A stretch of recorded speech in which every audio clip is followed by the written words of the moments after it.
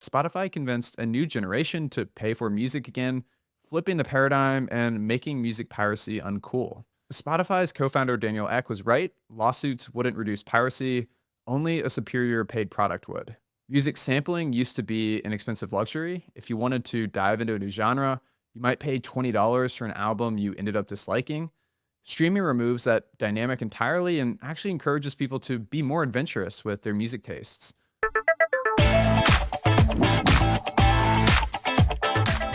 On today's episode, I'll be reviewing Spotify, which may be the app that you're listening to this podcast on. From its founding to its business today and future outlook, my hope is to give you the groundwork for understanding the company while taking a swing at valuing its stock. Spotify is a fascinating company because it changed the way the world consumes music and arguably saved the music industry from its decline in the 2000s. I use Spotify every day, and most of my friends and family do the same. But how well does that translate into value for shareholders of the company? At the end of the episode, I'll walk you through my process for valuing Spotify and the assumptions I made in doing so. With that, let's get right to it. The story of Spotify, at least in its early years, is really a story about the transformation of a declining music industry. We take for granted now that you can stream almost any song ever created at a moment's notice from the palm of your hand while sitting pretty much anywhere in the world. That was, of course, not always the case. The way we consume music has evolved hugely in most people's lifetimes, from vinyl to CD to the iPod. For decades, the music business was stable with a well established business model, too. The internet changed everything, though. If you remember what music was like in the 2000s, you'll know that compared to today, the whole thing seemed like a mess. File sharing sites like LimeWire and Napster made it easier than ever to share or acquire music for free. The catch was that much of this music was illegally pirated. From a high of $14.6 billion in 1999, the recorded music industry got cut in half over the next 15 years. If anyone could access music for free on the internet, how would artists and music labels still make a living? Piracy ran rampant, and even worse, it didn't have much of a negative stigma either. Some people boasted about getting their music for free as opposed to buying CDs or paying 99 cents per song in the iTunes store, which Apple launched in 2003. The internet was so new that illegally streaming music wasn't really taboo yet compared to how that might be perceived today. Instead, it was almost a sign of technical prowess to even be able to do that. But the music industry was in freefall. By 2007, LimeWire, which enabled people to pirate music, was installed on over one third of computers globally. The world had changed, and no one was sure what this new economy would evolve into, let alone what that would mean for the economics of the music industry. iTunes helped bring some stability to the business, as did radio, live concerts, and CD sales. But the writing was on the wall, and despite Steve Jobs' vision for us all wanting to own our own music, that is not really the direction that things were moving in. In 2002, Jobs had already grown frustrated with this new status quo in music. Downloading music was easy, but only if you didn't mind breaking the law. And music labels were more concerned with suing websites facilitating music piracy than they were focused on crafting their own response to the digital revolution. After a call with executives at Warner Music Group, Jobs outlined an early vision for what would become the iTunes Music Store. Over the next 8 years, Apple would sell over 300 million iPods and 10 billion tracks via the iTunes Store to become the world's biggest music retailer.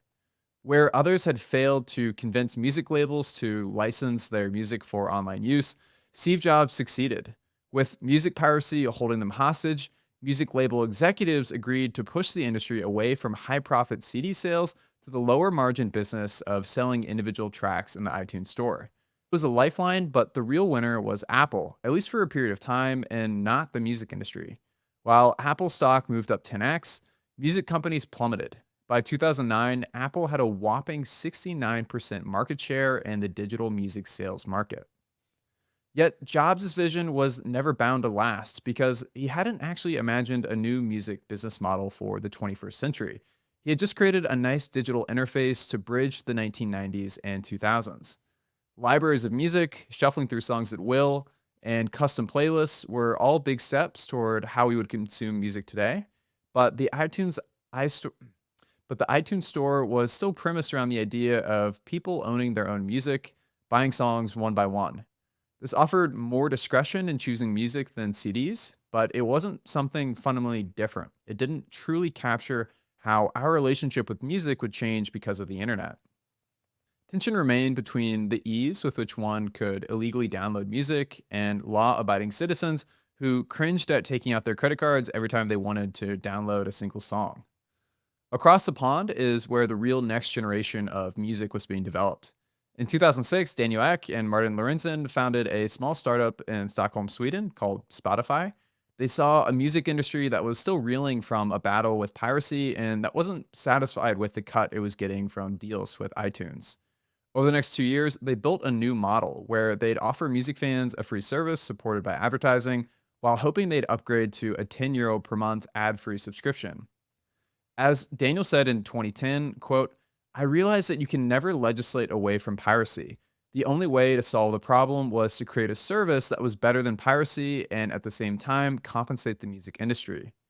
Rather than owning music, this was more like renting it. For a small recurring monthly fee, you could functionally own an infinite catalog of music. Launching in the US in July 2011, Spotify flipped the music industry on its head again.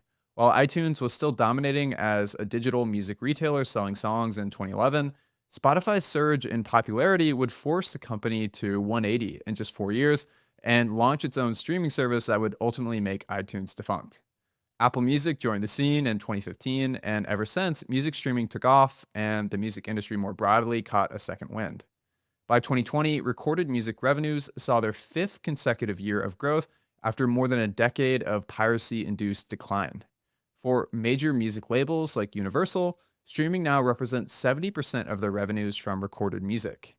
It's probably not an understatement to say that Spotify, or at least streaming generally, saved the recorded music business. Streaming music was so easy that Spotify convinced a new generation to pay for music again, flipping the paradigm and making music piracy uncool. A 2019 study of online piracy by the American University International Law Review found that online piracy is declining because of, quote, the increasing availability of affordable legal content rather than enforcement measures. Spotify's co founder Daniel Ek was right. Lawsuits wouldn't reduce piracy, only a superior paid product would. There are other ways streaming has boosted music consumption beyond just lessening piracy, though. Music sampling used to be an expensive luxury. If you wanted to dive into a new genre, you might pay $20 for an album you ended up disliking. Streaming removes that dynamic entirely and actually encourages people to be more adventurous with their music tastes. Much of Spotify's business today is built around using AI and algorithms to help people discover new music they like that will keep them engaged with the app. Spotify also has a free subscription tier, which further blurs the line between owning and renting music. The margins on it are thin, but even the free product with ads is a superior product to most of the alternatives. And from Spotify's perspective, if they can add enough value for users and get them hooked on streaming, there's a pretty good chance that free users will eventually convert to paid. With that, let's look at where Spotify is today. Today, Spotify is central to pop culture and people's music consumption habits. But how much of that cultural relevance and importance to the music industry translates into intrinsic value for Spotify shareholders? It's a question I'm going to try and answer later in the episode, but let's go through how things look for Spotify in 2024. I'm biased, but as a Spotify user for almost a decade, it's hard for me to imagine subscribing to music somewhere else. That doesn't necessarily mean Spotify is a great investment at today's prices, but it is telling of their earnings power. They could probably double monthly prices, and I don't think I would leave. That's not true for everyone, but I think there are a lot of people who can relate to that sentiment, at least in the US and Europe, where Spotify has deeper market penetration and where subscribers have more discretionary income to absorb price hikes. I've been making new and refining old playlists for years, so my entire account is one big work in progress that gives little snapshots of different moments in my life. And obviously, Spotify has played into that with their yearly Spotify Wrapped summaries, which have become something of a recurring viral phenomenon. Everyone wants to see the songs they listened to most in the past year, their top artists, all that stuff, and share it with their friends and family. That creates a pretty potent network effect as non Spotify users see millions of people posting about their custom music listening profiles and feel left out. It's a really good viral marketing strategy that a bunch of other companies have tried to copy with less success. And that advantage for Spotify is because they have years of user data on my habits, preferences, and archives of all my playlists. On top of that, Spotify famously dove into the podcasting world by acquiring the rights to Joe Rogan's podcast and now hosts 4 million other shows on its platform. So that has only added another dimension for Spotify to better understand its users via the content they consume. Some quick stats: Spotify has over 600 million total users, with around 60% of those being free subscribers who use the ad supported tier, and the remaining 230 million or so being premium subscribers who pay monthly to be able to download music for offline listening and for no ads on that music. In the US, those premium subscribers might be on a solo plan for $11.99 a month, a duo plan for $16.99, a family plan for $19.99, or a student plan for $5.99. Spotify's prices vary around the world, though adjusting for the cost of living in different countries and median incomes. In developing countries like Nigeria, Egypt, and India, monthly costs for a premium subscription are much lower, closer to $1 or $2, and the rest of the world falls somewhere in between for the most part. Japanese users, for example, pay around $6.50 per month. One of the core questions for Spotify is whether you believe that over time, monthly subscription costs will converge on the higher rates that people across the US and Europe pay. Since most of Spotify's future growth will come from emerging markets, it's going to be a key value driver for the stock. It makes sense that as emerging market countries become richer and median incomes rise, people in these countries would, over time, be able to pay rates closer to what users in developed countries pay today. But there's a lot of uncertainty around that timeline and whether cultural or lifestyle differences in other parts of the world might affect their music consumption habits and willingness to absorb higher prices. I think it's pretty safe to say that subscription rates globally will continue to rise, even in countries like the US, just because Spotify's service is so ingrained into many people's lives and creates so much value for them. The extent to which Spotify can raise prices reflects its earnings power. While Spotify isn't very profitable today, investing in the company now is a bet that they can continue raising prices globally and earn more revenue per user thanks to users becoming more and more dependent on the service over time. Spotify's average monthly revenue per user, also known as ARPU, has actually been in decline though, from around $6.70 in 2016 to $4.72 at the end of last year. Much of that has been due to growth in emerging markets where prices are lower in dollar terms and because of offerings like cheaper student plans and family plans, which technically expand the number of premium users but might divide that subscription revenue across 5 or 6 family members. Increasing ARPU while also growing subscribers is key to any bullish outlook on the company long term. Over the past 4 years, Spotify has made progress in reversing the downtrend in ARPU. It actually seemed to bottom in 2021. So Spotify will almost certainly raise prices more aggressively worldwide going forward than they have previously as a way to increase ARPU. Netflix did something similar, entrenching itself into households worldwide, getting people addicted to binging shows, and then later raising prices and cracking down on password sharing as growth has slowed down to increase revenues. Netflix might be several years ahead of Spotify on that journey, but the idea is similar. Become a pillar of people's entertainment habits at break even or unprofitable prices and ramp up pricing. The similar strategy is no accident either. Netflix's CEO, Ted Sarandos, is actually on Spotify's board, as is Barry McCarthy, who is Netflix's former CFO. Part of the reason you can ramp up pricing or crack down on password sharing is that these services become more valuable to people over time. If I were to sign up for Spotify today, it would be worth much less to me because its algorithm wouldn't know anything about me yet in terms of suggesting relevant music or podcasts for me to listen to. So I might not be willing to pay much, if anything, to stream music from Spotify because music streaming by itself is more of a commodity. I could go somewhere else and basically get the same thing. But that commodity business evolves over time. Now I rely on Spotify to help me find a lot of the new music I listen to, and I listen to Spotify exclusive podcasts, and I've got years of custom playlists there. Spotify's algorithm is also quite good too. They've mastered a technique called collaborative filtering, where the company almost has a map with data points for popular songs, and based on whether users have placed songs together in the same playlist, Spotify can map those songs closer or farther together from each other. So if you choose a specific song to listen to after it finishes, Spotify will automatically recommend more songs based on balancing your own listening habits with what other listeners tend to enjoy after listening to that song or artist. On a deeper level, it does a meta analysis to further ensure that its recommendations are appropriate, looking at when a song was published and even analyzing the audio file itself for things like loudness and danceability. That way, even if a pop song like All I Want for Christmas Is You by Mariah Carey is close to a Christmas carol like Silent Night, through collaborative filtering, Spotify avoids the whiplash of going from a party song to a more religious song.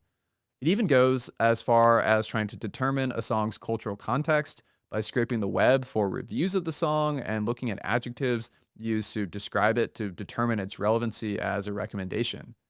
None of that is technology that is necessarily exclusive to Spotify, but by having the most users, they also have the most raw data to feed their algorithms.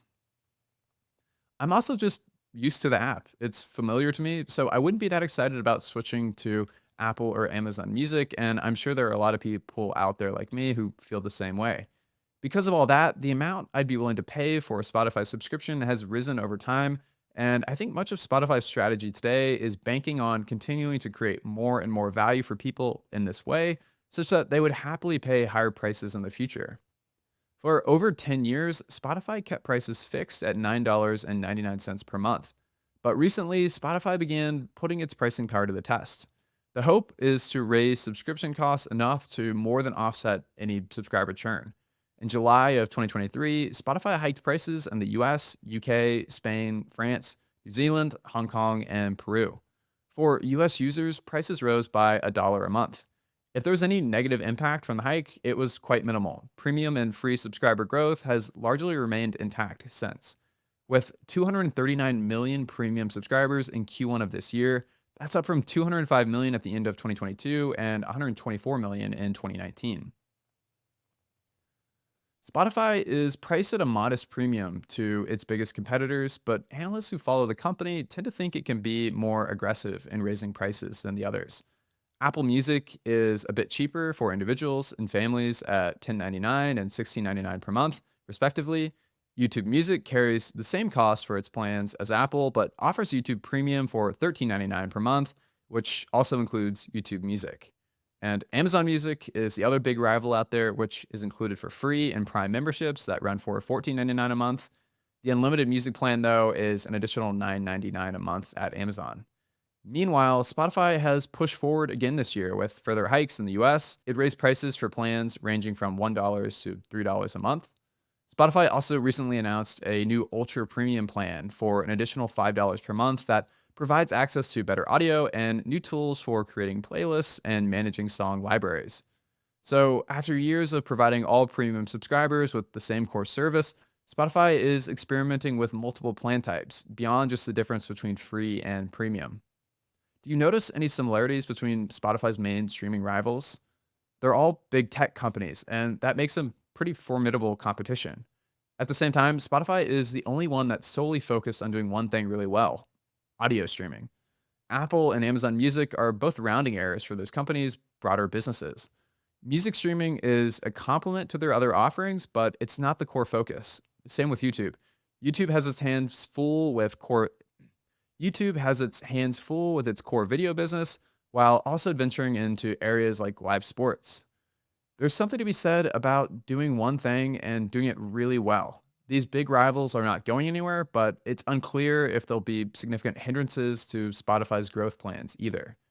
Again, that isn't to say that music streaming isn't a serious priority for the competition, but I think it's telling that none of these companies have squashed Spotify yet. Spotify is by far the biggest of them all, and despite Apple giving away Apple Music trials when people buy new phones, or Amazon and YouTube trying to lump music streaming into bigger packages like YouTube Premium or Amazon Prime, Spotify continues to grow and grow. On the one hand, what may be an advantage for these companies in one sense is a disadvantage in other ways. For example, Apple and Amazon streaming apps are both ways to make their hardware products stickier. Apple hopes to make money off streaming, but it really wants to ensure that you keep buying their phones, watches, iPads, and computers, and your use of Apple Music is one more thing pressuring you to keep coming back. And their app is really well designed to fit into Apple products. but the focus is mostly on Apple products. Same for Amazon. Amazon Music is meant to make Amazon Prime more valuable as well as Alexa devices. But I don't think their ambitions extend too far beyond that. Even more telling, despite Spotify being a competitor, Amazon still enables Spotify to integrate into their Alexa devices. If they didn't, they'd probably have far fewer Alexa sales because so many people have Spotify and want to use it across all of their devices. This leads into the bigger point that Spotify doesn't sell hardware. It's hardware agnostic, actually. Spotify wants to be the universal audio streaming app. As of 2022, Spotify had more than 2,000 partners that it was integrated with, from smartwatches to cars and kitchen appliances. Spotify's broader focus is meant to ensure that its user experience is frictionless almost anywhere versus competitors who may be more focused on keeping music streaming integrated within their own product ecosystem. But this but the story for Spotify is also much bigger than music. I want to just read a quote from Spotify's Investor Day 2 years ago with CEO Daniel Ek. He says, in reference to some of Spotify's competitors, quote, looking back at the best companies, think names you're all very familiar with, they are vastly different companies today than when they started. And they might have made their initial mark in one specific category, think books, search, desktop computers, and they then redefine the way we think about those categories by expanding their potential through innovation. And these companies didn't stop there. They've continued to expand and build on those strong foundations, applying their learnings and leveraging their customer base to move into new categories, ultimately broadening their value proposition. And as a result, they built more resilient businesses. And this is the exact same journey we're on. As a testament to his belief in this journey, one thing I really love is that Daniel Ek hasn't taken a base salary since 2017. He's also Spotify's biggest shareholder. What does this journey look like for Spotify? I think it's partly through it already. Podcasts are now just as much a core part of Spotify in some ways as music. In 2018, less than 7% of its users listened to podcasts on Spotify on a monthly basis. Now that figure is over 30%. The company has also had a lot of success producing original podcasts or licensing podcasts. Despite only licensing or producing 1,000 of more than 4 million podcasts on the platform, 15 of the top 100 most listened to podcasts on the app belong to Spotify itself. This just adds value and makes the platform stickier for most existing users. Some will and have jump ship to music streaming apps that are just music and nothing else, like Apple Music, because they're not interested in podcasts. But the general trend is that more people are routinely listening to podcasts on Spotify, which makes the service more than just a place to stream music for them. That helps differentiate Spotify. In that same vein, Spotify has more recently made a move into audiobooks, further increasing Spotify's total addressable market, which includes the music streaming market and the podcast space. The global book market does around $140 billion in sales each year, and audiobooks capture around 6 or 7% of that. But that's global. In the most penetrated audio markets, as Spotify put it to investors, the market share of audiobooks to total book sales is closer to 50%. The audiobook market could be worth as much as $70 billion a year, and Spotify is hoping to capture a chunk of that. The plan has so far included giving premium users up to 15 hours of included audiobook streaming, beginning last October, with the option to purchase more hours beyond that. In April, Bloomberg reported that 1/4 of users based in the US, UK, and Australia had started an audiobook as part of their subscriptions. Purchases of audiobook hours doubled in the first quarter of 2024 versus the end of 2023. As audiobook usage picks up on Spotify, it should increasingly support higher ARPUs over time, while also increasing how much people use the Spotify app more generally. This plays into Spotify's idea that, similar to how a stock's value represents all of the expected future cash flows to shareholders discounted to a present value today, the lifetime value of subscribers is the future value a Spotify user will get from the app across their lifetime discounted to the present. So, the goal that management has expressed to investors is to maximize the lifetime value received by users of Spotify. That means becoming the world's largest audio streaming platform, which they've done, and continuing to build on top of that platform. From educational courses to promoting live events like concerts for musical artists and helping drive their merch sales by sharing audience data with them, you can imagine a number of different overlapping business models that Spotify can continue to expand into based on its massive audio platform. So there's a flywheel effect here that builds. Spotify's free ad tier brings people to the top of the funnel, which helps propel the company into new markets, bringing in more new users, and so on. Meanwhile, the company eventually converts many of those free users to paid subscribers. As Spotify's user base gets bigger, it attracts more artists and podcasts and authors of audiobooks and other creators to distribute their content on Spotify. With more audio content creators, that attracts even more people. And with more users and more data on existing users over time from their habits, that attracts more and more advertising dollars because advertisers want to be where everyone is and want to have data about all those people. And as the company adds more to its premium services, like audiobooks, it can convert more of those free users into paid subscribers. So, if you buy into this more positive outlook for Spotify, the company has a pretty incredible opportunity to keep compounding the benefits of scale and treasure chests of user data that it has to its advantage. Layered into this are other business models that help support margins, like Marketplace and the Spotify Audience Network. How do you get started with stock investing? I've put together a course to teach you everything I wish I knew when I first started investing in stocks. Let's start at the beginning and ask, what is a stock? Let's zoom on in into what it's actually like to buy a stock. A few options are Charles Schwab, TD Ameritrade, Ally, E-Trade. Fortunately, you won't have to necessarily calculate all of these taxes yourself. I'll outline a few main ones to be aware of throughout your lifetime investing journey. As Warren Buffett says, your best investment is yourself. There's nothing that compares to it. By the end, you'll be savvier about stock investing and personal finance than the vast majority of people. Even if you're not a total beginner, I'm confident you'll get a lot out of the principles and strategies I outline, which we'll build on throughout. A link to the course is available in the description below. See you there.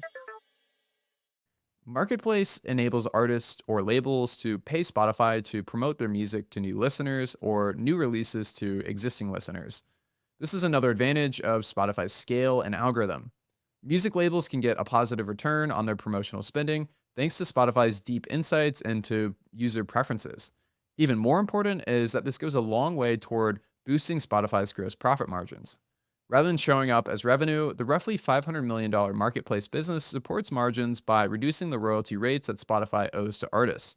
So if an artist wants to reach a larger audience, Spotify will promote them to more people in exchange for paying them a lower royalty rate on those additional streams, which ultimately helps Spotify's margins. The company's biggest expense are these royalty contracts with music labels, because these are set at negotiated rates that scale up with more users listening to music and more revenue for Spotify. So if Spotify gets a dollar of revenue, around 70 cents will essentially be handed over immediately to pay out royalties. That makes it really hard to garner any kind of operating leverage. Normally, you'd hope to achieve some economies of scale by spreading fixed costs over a wider revenue base, but Spotify's challenge is that royalty costs scale proportionately with revenue.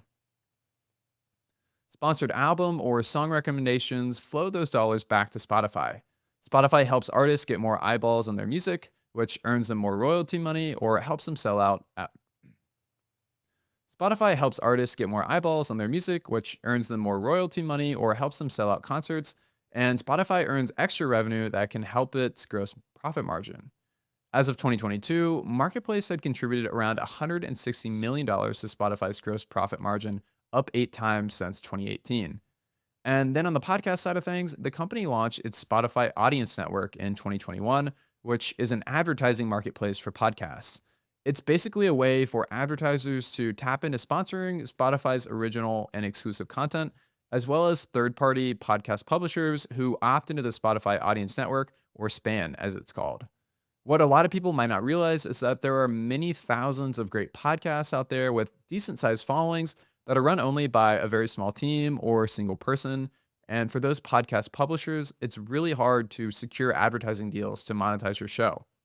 These people might edit their own podcasts, manage their website, post on social media, and do everything that goes into building a brand while also working a day job in some cases.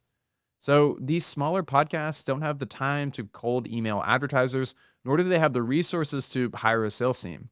Oftentimes, these publishers either under-monetize their content or pay large fees to advertising agencies. Span is really helpful for these types of publishers or even large publishers who generally source their own advertising deals but like to fall back on Spotify's audience network from time to time. And Spotify takes a 50% cut of those podcast advertising dollars, which leads to much better margins than in the music business.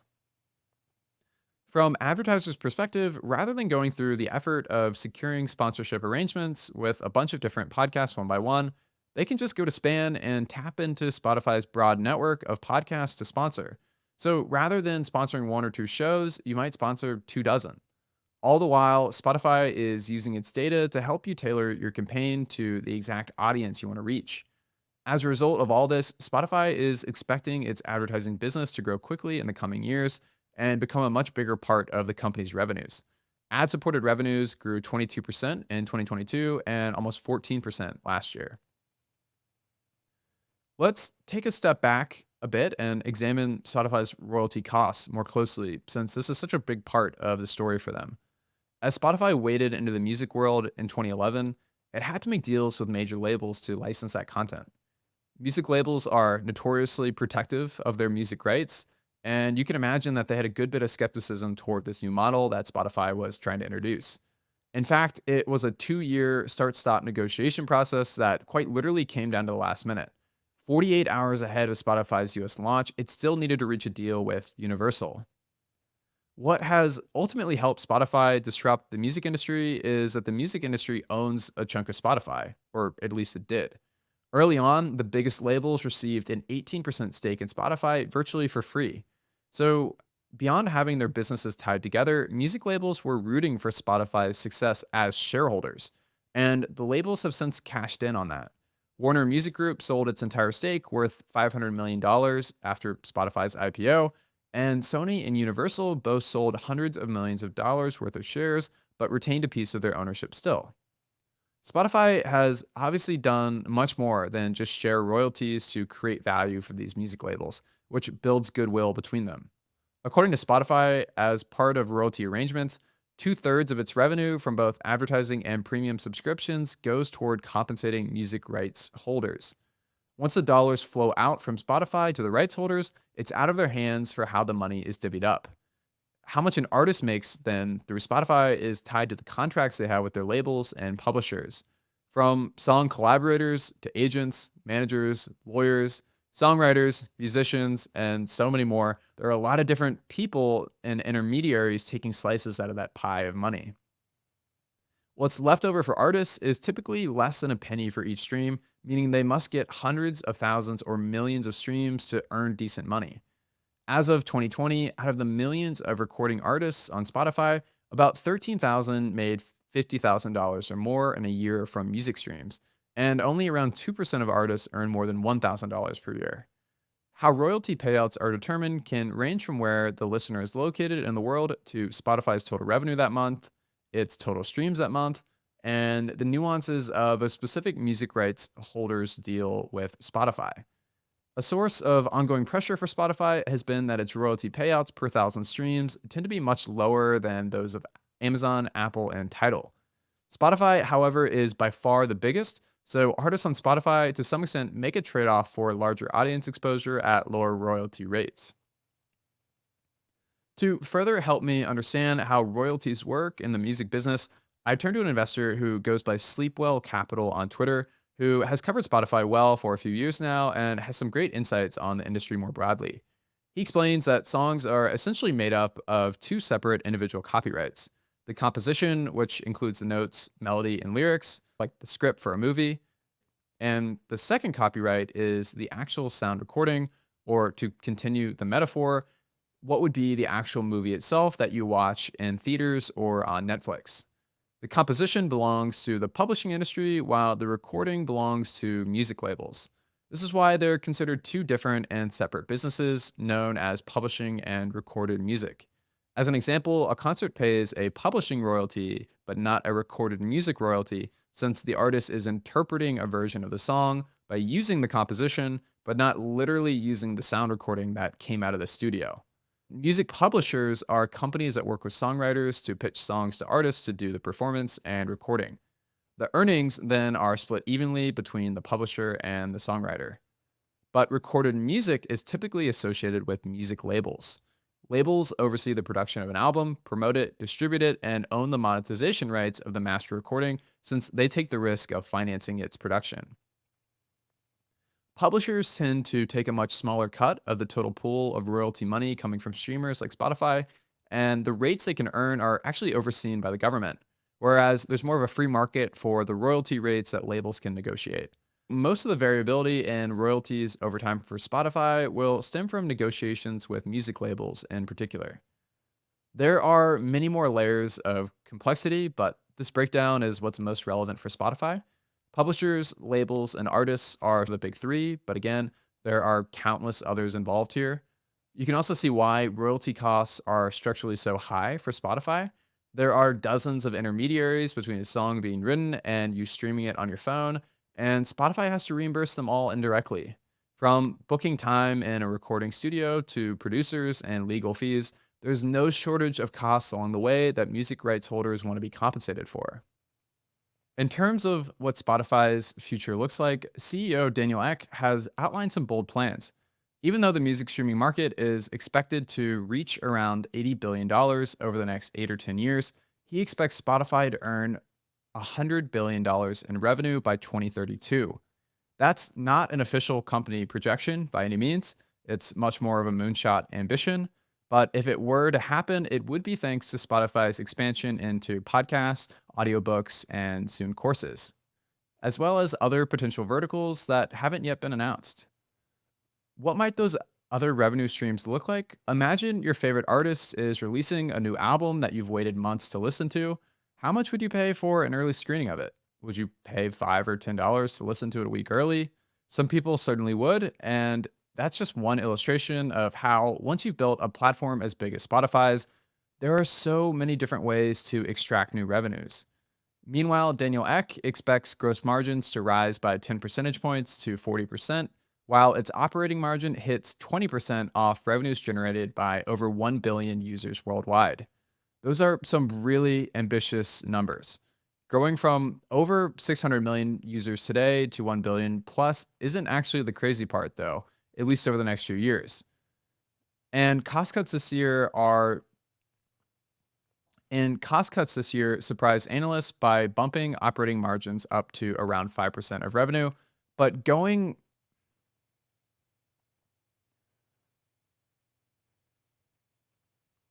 from over 600 million users today to 1 billion growing from over 600 million users today to 1 billion plus isn't actually as crazy as it sounds over the next few years, but that isn't the less plausible part. The less plausible part is the increase in operating margins. Cost cuts this year surprised analysts by bumping operating margins up to around 5% of revenue, but going from there to 20% is where the bigger leap occurs. The projection for gross margins is at least believable too.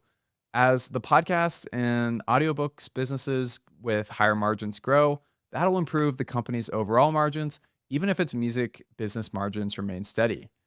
And there's a chance that the music business margins improve too because of Marketplace, which I mentioned earlier. As artists bid for Spotify's algorithm to drive additional promotions for them in front of new audiences, they accept reduced royalty rates. This should also, over time, help Spotify get closer to 40% gross margins or higher, in line with Daniel Ek's target. What remains harder to believe is the $100 billion dollars in revenue and the 20% operating margin, as I mentioned, but for a moment, let's just imagine that those numbers are realistic. With a 20% operating margin, that's $20 billion dollars a year in operating profits if they can actually hit $100 billion dollars in revenue. Today's biggest tech platform companies like Meta, Netflix, Amazon, and Apple all have enterprise values that trade at roughly between 20 times and 40 times operating income, as measured by EBIT, which stands for earnings before interest and taxes.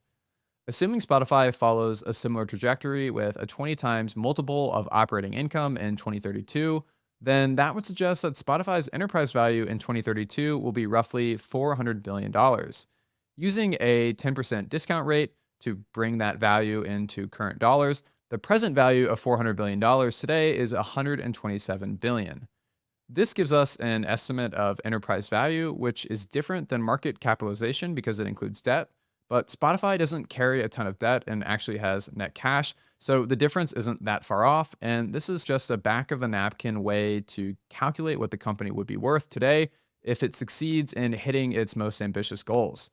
If you want to keep doing very rough math, I would discount that number by the odds that you think it can reach these goals. With that logic, Spotify is trading around $60 billion dollars today as of the time of recording, and you might say that investors are discounting a 50% probability that this vision will come true. A more realistic valuation with the same back of the napkin math would be that they hit, say, $65 billion dollars in revenue by 2032 with a 15% margin for operating profits.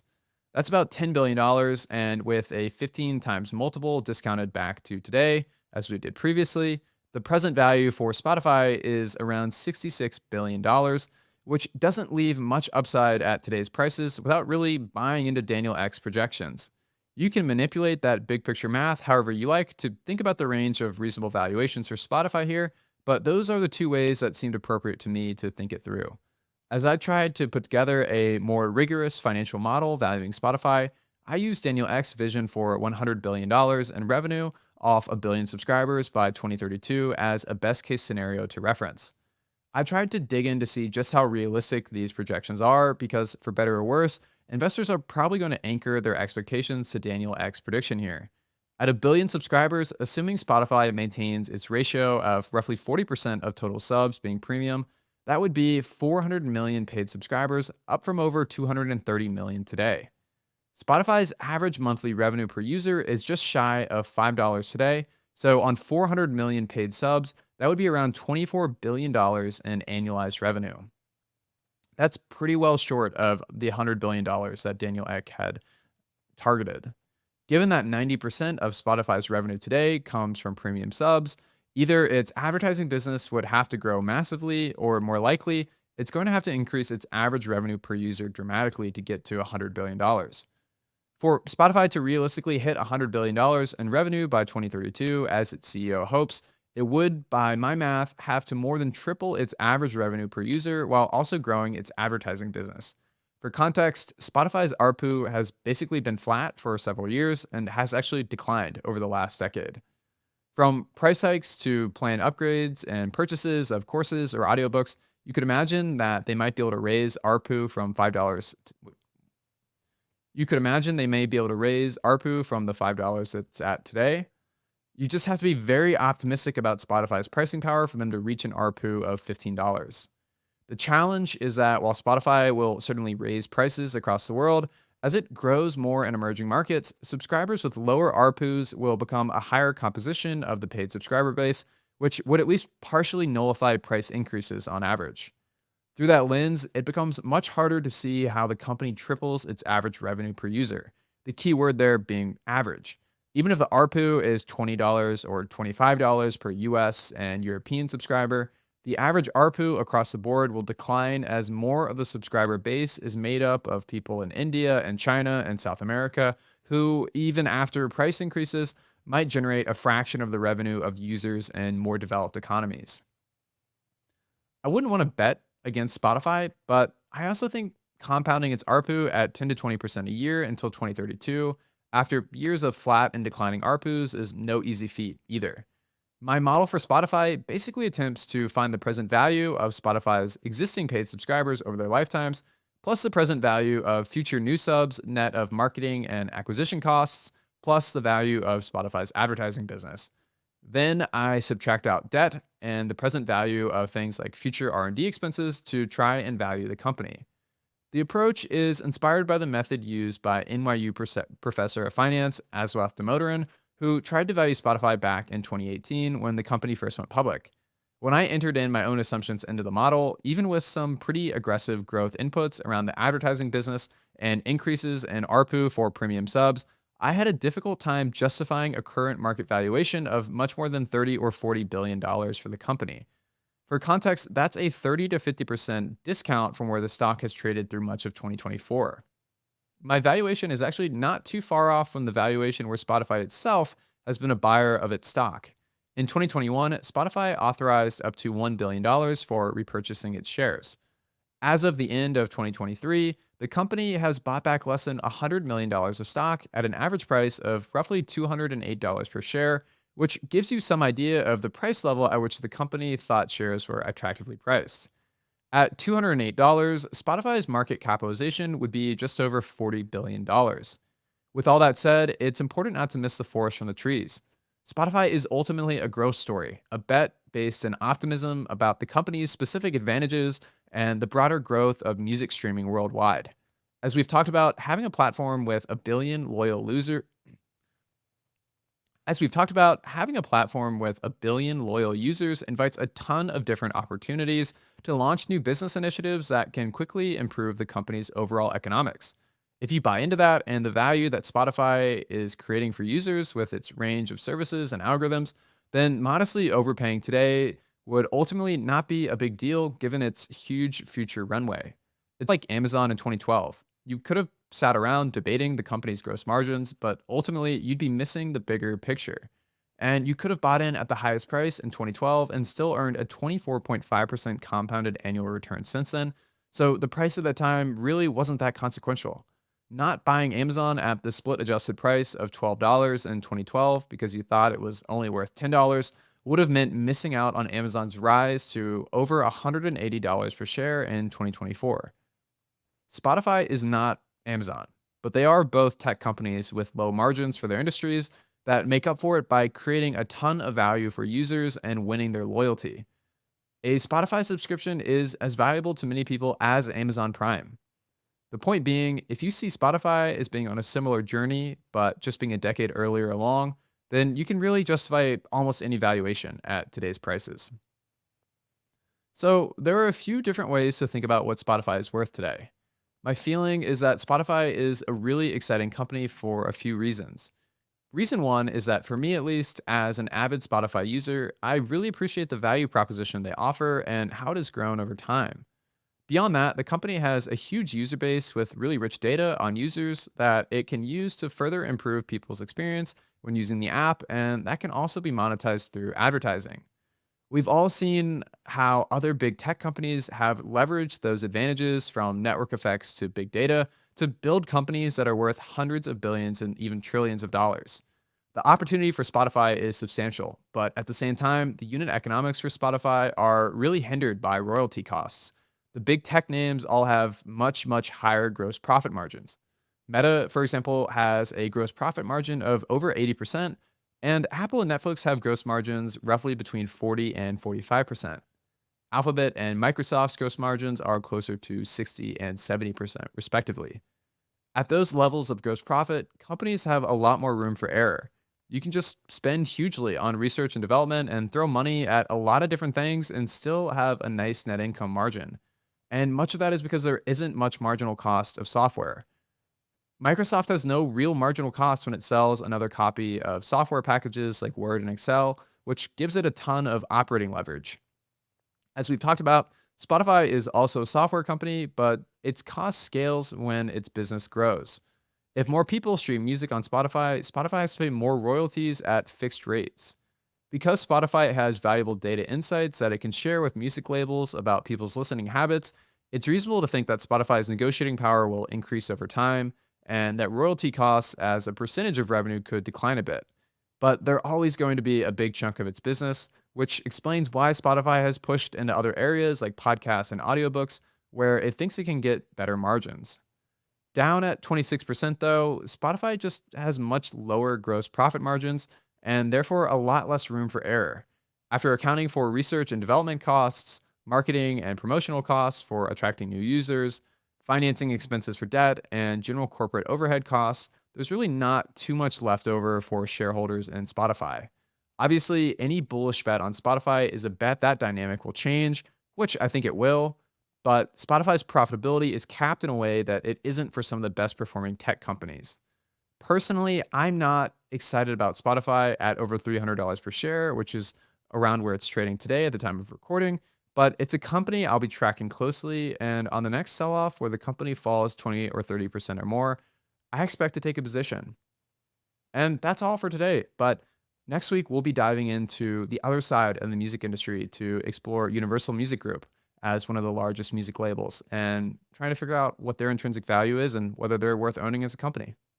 In a nutshell, the biggest stories in financial markets every day. That's how I think Sean came up with that tagline, and that just speaks to what we're after. We're not necessarily chasing every stock that's moving around or what some pundits said on TV, but really just what are the big market movers, or in some ways, what is a story that's being overlooked but we think is substantial, generally long term. Even though it's a daily newsletter, we're trying to think about things that are going to have bigger effects down the line. So